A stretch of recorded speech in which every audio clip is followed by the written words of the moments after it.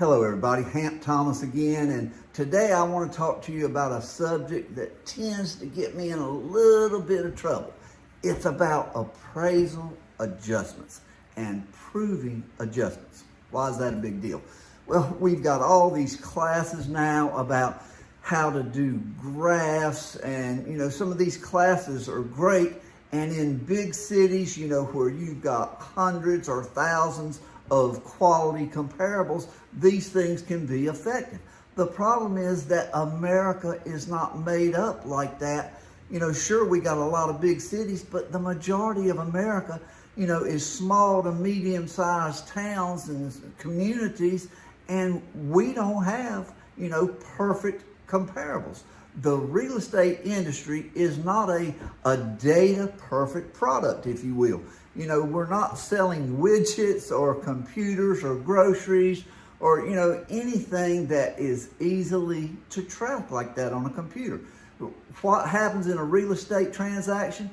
People are involved. Well, anytime that the human being is involved, we have things like emotion. We have circumstances. There are things that impact the final value that don't show up in the MLS, or they can't be tracked by a computer. It's just not possible. That's why we always talk about appraisers having local knowledge. And there will never be a substitute for an appraiser having local knowledge.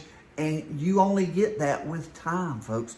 It takes time to build your contacts among the real estate community and know which agents to call to find out, why did this house sell so much above the others, or why did this one sell so low, about the sickness in the family or whatever it is. It's local skill and knowledge, and it just takes time to develop that. So what do we do about that? Why do we have so many of these things? First off, is because the GSEs and big banking, and I'm sorry to say this, but this is my personal opinion now, guys, they have pushed for us to have appraisal reports that they can take our data and put it into a computer system. And what's the main reason? I can't say this in a nice way, so I'm just going to say it. They want to take our job. They don't want to eliminate appraisers, but they want to cut them way back down, in the percentage-wise, where appraisers might do 85 or 90% of the work. They'd like to see us down about 40 or 35% of the work, and like to have a logarithm, a computer system, whatever, to be able to do an appraisal.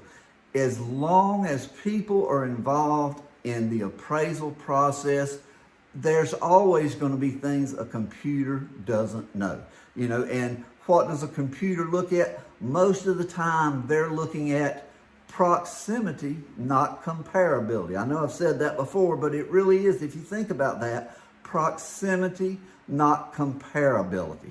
Let me just give you one example. I did a house recently, did an appraisal, and I think it was about $350,000 was the sale. But when I did my appraisal, I think I ended up using 5 comparable sales, and I had, pretty good comparables. One a little smaller, a couple a little bigger, and 2 pretty close on size, close on the size, the age, quality, condition, everything was pretty good matches. Well, I decided to go to this, I have to say the name of it, I guess. It was RPR, which is the Realtors Property Resource. And don't get me wrong, folks, this is a great tool for the real estate industry. It makes beautiful graphs. It makes a presentation that looks really strong in front of your settlers. So it's a great marketing tool to use. However, for coming up with a value, it is not the right instrument. In this case, we ended up having over 50 so-called comparable sales. And just to give you a list of what they had on there, there were sales in size that range, I think it was like 1,019 up to 43, almost 4,400 square feet. There were dates of the houses built from 1919 up to new construction. there were so many different things between the lot sizes. I mean, everything, even the prices from 108,000 up to 1.4 million over that.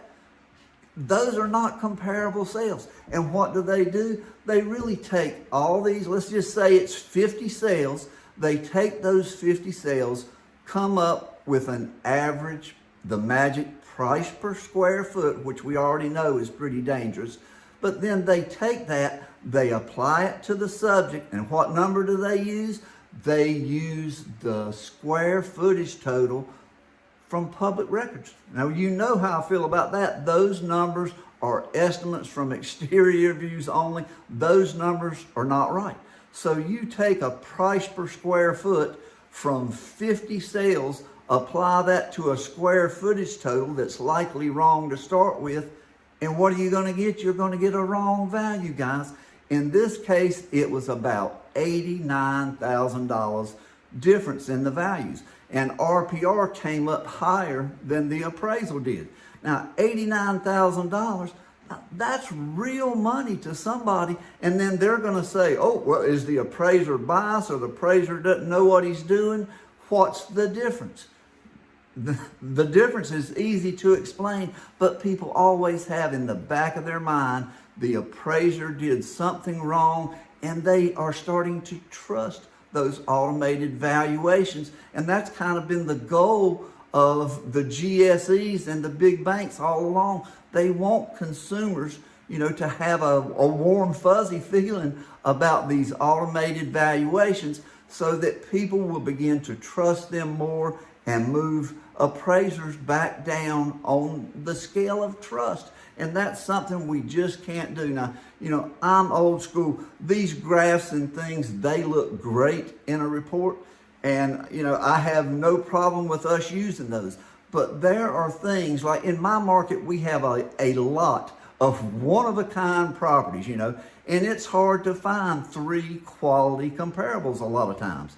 So there's no way for us, to make it look pretty on an appraisal report. We have exceeding adjustments, they used to call them. So, but the point is that you have to have, it's not a perfect appraisal, let's put it that way. The graphs and all that, no matter what you do, how far you go back in time, or, how you widen the search, that graph is truly not going to give you a number that's a really good adjustment amount. So what do? You have your local skill and knowledge. You know about the cost approach. You have to understand what things cost and their impact on the market. And you learn that over time. What's the difference in a screen porch? What about a screen porch, that's got fireplaces at both ends and, has really fancy things? Every, screen porch is not worth the same amount. Every deck is not. There are a lot of it depends. It depends on the view across the street.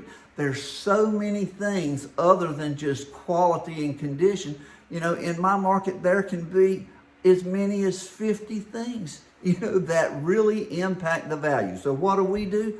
We explain why comp number 2 is different from comp number 1. It had a kitchen remodel and 1 bathroom remodel last year. On the view, it has a view of a paddock and a beautiful horse farm out the back pasture, and none of the neighbors have that. There's a difference in value. Whatever the differences are, we explain that in the appraisal report. And it's almost always comparing to a doctor, asking a doctor what they did in surgery. And they're explaining it to somebody that doesn't understand what they're talking about. And too many times, appraisers are explaining their reports to people that really don't understand the comparable process.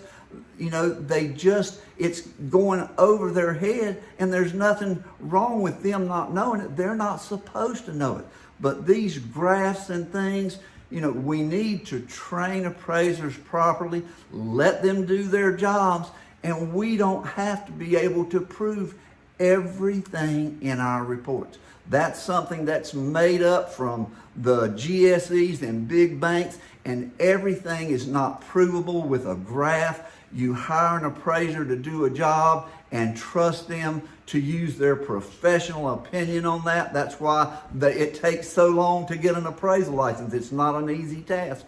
But we have to do things with common sense, and we need to get back to a little common sense in appraising.